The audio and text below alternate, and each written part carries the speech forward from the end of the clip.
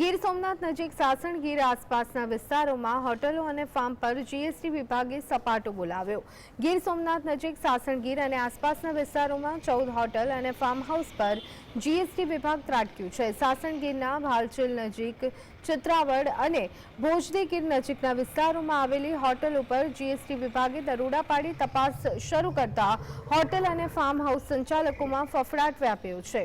Asiatic સિંહોના ગઢ સાસણગીર અને તેની આસપાસ અનેક હોટલ, બ્રિજનીશ અને ફાર્મ હાઉસ ધમધમી રહ્યા છે। તો બીજી તરફ વેકેશનની સિઝન પૂર્ણ થયા બાદ જીએસટી વિભાગના દરોડાને લઈ હોટલ એસોસિએશન દ્વારા સરકારને ટકોર કરી રોષ વ્યક્ત કર્યો હતો।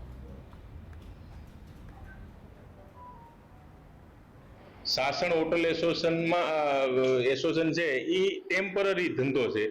હવે 5-5, 10-10, 25-25 લાખના વાર્ષિક ટર્નઓવર છે। એમાં તો જીએસટી ની શું ચોરી થાય છે?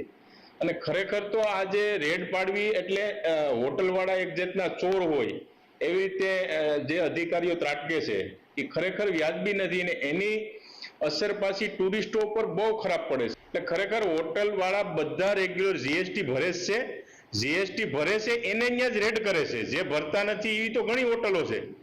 એટલે મારે સરકારશ્રીને કહેવું છે કે આવા નાના નાના જે યુનિટો હોય એમાં ચેકિંગની કોઈ જરૂરિયાત નથી। તમે એને ચેક તો કરો, ઓનલાઈન બધા જીએસટી ભરે છે।